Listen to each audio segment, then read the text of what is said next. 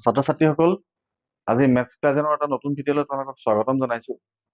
আজিৰ ভিডিঅ'টোত মই কিছুমান এটা চলকৰ ৰৈখিক সমীকৰণ তোমালোকক সলভ কৰি দেখুৱাম। আমাৰ ফাৰ্ষ্ট ইকুৱেশ্যনটো হৈছে 4x = 4। ইয়াত চলক হ'ল x, আমি ইয়াত চলক x ৰ মান উলিয়াম। চলক x ৰ মান উলিয়াবৰ কাৰণে ইয়াত প্ৰথমতে আমি এটা ইমপ্লাইজ দিম। এতিয়া চোৱা, ইয়াত আমাৰ চলক হ'ল x, x ৰ লগত কি মাল্টিপ্লাই হৈ আছে, আমাৰ x ৰ কোএফিচিয়েন্ট হ'ল 4। আমি ইয়াত x ৰ মান উলিয়াবৰ কাৰণে কি কৰিব লাগিব, ইয়াত 4টো আমি 4ক আমি আঁতৰাব লাগিব। আঁতৰাবলৈ আমি কি কৰিব লাগিব, এতিয়া এই 4x x ৰ কোএফিচিয়েন্ট কিমান আছিলে, 4 আছিলে, গতিকে আমি 4ৰে ডিভাইড কৰিম। 4ৰে আমি যেহেতু লেফট হেণ্ড সাইডত আমি ডিভাইড কৰিছো, গতিকে আমি ৰাইট হেণ্ড সাইডতো ডিভাইড কৰিব লাগিব। 4/4 আমি 4 কেনসেল কৰি দিলো, আৰু ইফালে 4 কেনসেল কৰি দিলো।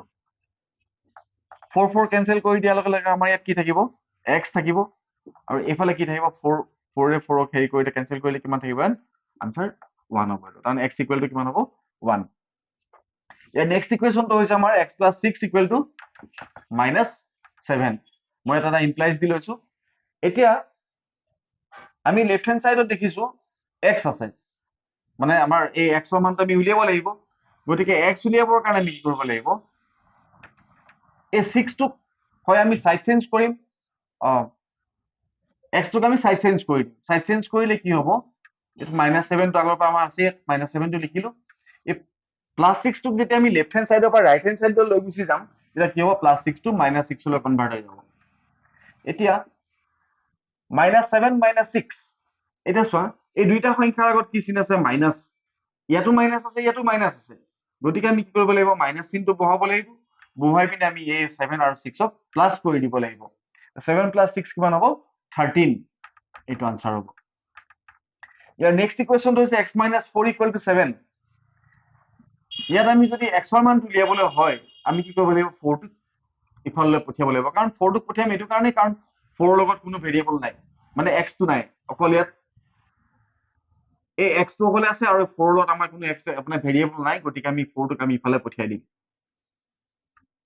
x = কিমান হ'ব, 7 - 4টোক ইফালে আনিলে হ'ব +4। 7 + 4 = কিমান হ'ব, এইটো হ'ব 11। ইয়াৰ নেক্সট ইকুৱেশ্যনটো হৈছে x/3 = -9।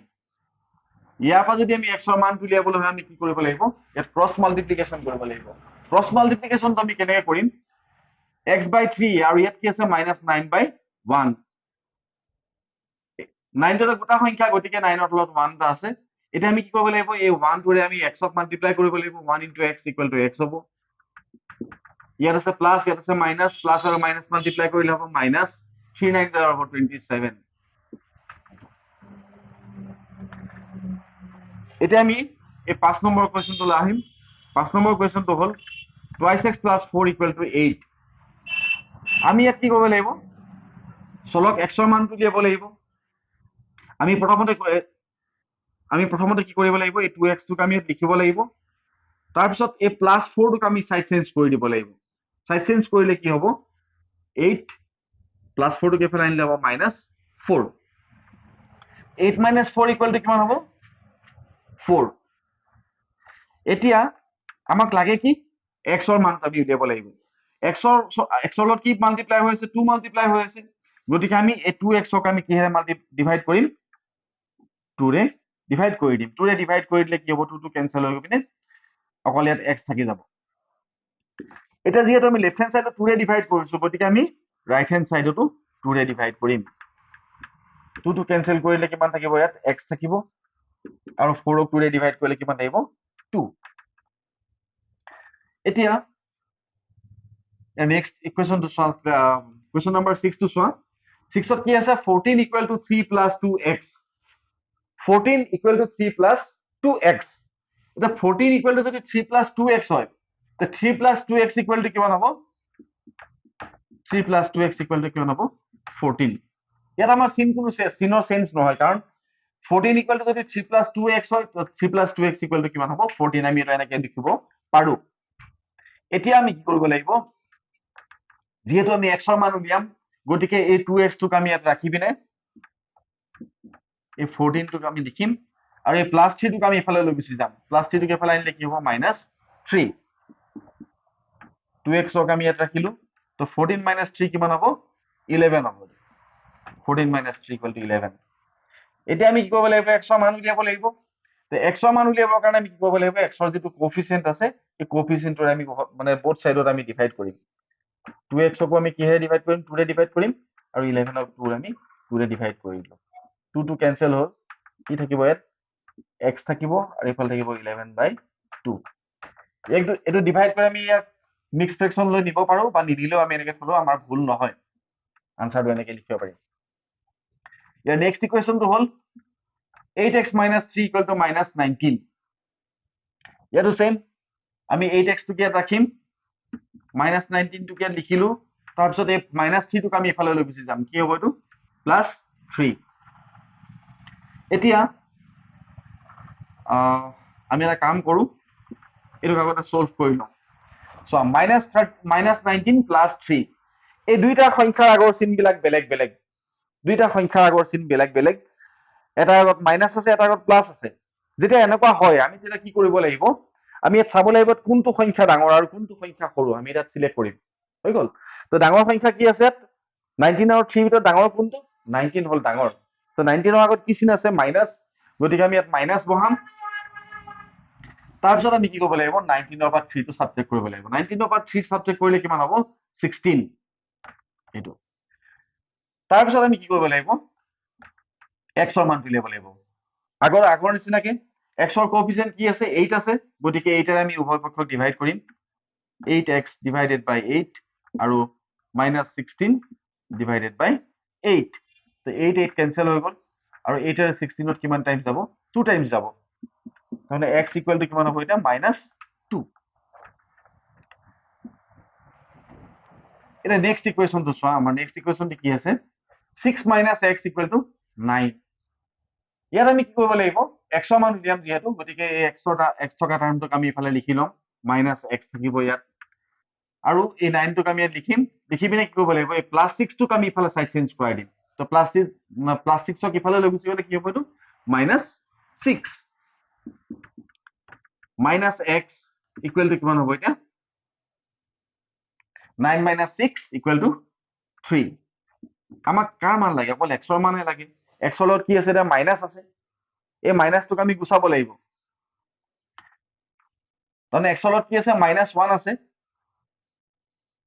এই -x ক -1 এৰে মই ডিভাইড কৰি দিলো এতিয়া মই কি কৰিব লাগিব এই 3 কো তেনেকে -1 এৰে আমি ডিভাইড কৰিব লাগিব এটা মাইনাস মাইনাস কেনসেল কৰি দিয়া x/1 মানে হল x আৰু এটো কিমান হ'ব এটো -3 হৈ গল আনসাৰ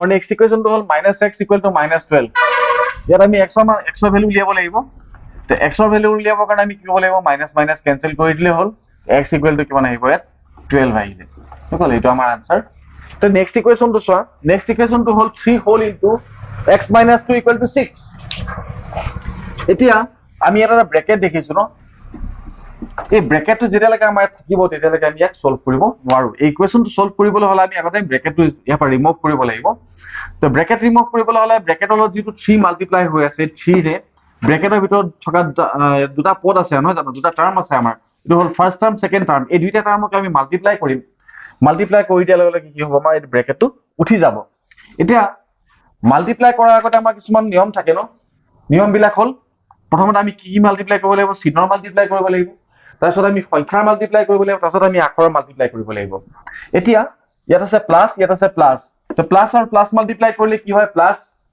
এটো তোমালোকে জানাই সাগে plus into plus equal to plus minus into minus equal to plus plus into minus equal to minus minus into plus equal to হ'ব মাইনাস আমি সদায় মনত ৰাখিব একদম সহজ যেটা দুটা সেম সাইন মাল্টিপ্লাই কৰা যায় তাৰ প্ৰডাক্টটো সদায় প্লাস আহিব হেতু লাগে প্লাসে হোক চাহে মাইনাসে হোক প্লাস আৰু প্লাস মাল্টিপ্লাই কৰিলে প্লাস মাইনাস আৰু মাইনাস মাল্টিপ্লাই কৰিলে কি হয় প্লাসে হয় আৰু যেতিয়া দুটা বেলেগ সাইন মাল্টিপ্লাই কৰা যায় যেনেকৈ প্লাস আৰু মাইনাস মাল্টিপ্লাই কৰিলে হ'ব মাইনাস আৰু প্লাস মাল্টিপ্লাই কৰিলে কি হয় মাইনাস এতিয়া আমি ইয়াত দেখি আছো ইয়াতো প্লাস আছে ইয়াতো প্লাস আছে তো প্লাস আৰু প্লাস মাল্টিপ্লাই কৰিলে আমাৰ প্লাসই হ'ব তাৰ পিছত 3 into 1 3 হ'ব এটো আৰু x টো বহি যাব ইয়াৰ পিছত আমাৰ কি আছে সেকেন্ড টাৰ্মটো হল -2 এতিয়া আমি কি কৰিব লাগিব ইয়াত আছে প্লাস ইয়াত আছে মাইনাস প্লাস আৰু মাইনাস মাল্টিপ্লাই কৰিলে আমি মাইনাস জানো আমি এটো 3 into 2 কিমান হ'ব 6 আৰু ইফালে কিমান আছে 6 আৰু এটো সদায় আমি কি কৰিব লাগে সমান চিহ্নৰ ওপৰত সমান চিহ্ন দিব লাগে দেই পুনে পুনে সমান চিহ্নৰ ওপৰত পুনে পুনে সদায় সমান চিহ্ন বহাব লাগে এতিয়া কি হ'ব এই 6 টো আমি ইয়াত লিখি লম যেহেতু আমি x ৰ মান উলিয়াব লাগিব গতিকে এই x থকা টাৰ্মটোক আমি ইয়াত ৰাখিম লেফট হেণ্ড সাইডত ৰাখিম আৰু বাকি যি যত আছে আমি সবকে সমান চিহ্নৰ সোঁ হাতলৈ লৈ যাম ইয়াত 6 টো আছে 6 টো আমি লিখিমেই এই -6 টো লগত x নাই গতিকে আমি ইয়াক সাইড চেঞ্জ কৰাই দিম -6 আছিলে ইফালে আহিলে কি হ'ব এটো +6 তাৰমানে 6 + 6 = কিমান হ'ব 12 এতিয়া আমি কি কৰিব লাগিব x ৰ যেটো কোএফিচিয়েন্ট আছে x ৰ কোএফিচিয়েন্ট আছে 3 এই 3 টোৰ আমি both side ডিভাইড কৰিম যেনেকৈ 3x ক আমি কি হে ডিভাইড কৰিম 3 ৰে ডিভাইড কৰিম ইকুৱেল চিন দিলো আকৌ এই 12 ক আমি কি হে ডিভাইড কৰিব লাগিব 3 ৰে ডিভাইড কৰিব লাগিব তো 3 3 কেনসেল হৈ গল 3 ৰে 12 ক আমি কাটি দিলে কিমান টাইমছ যাব 4 টাইমছ যাব এটো তাৰমানে কিমান হ'ব এটো x = কিমান আহিব 4 এটো হল তোমালোকৰ আনসাৰ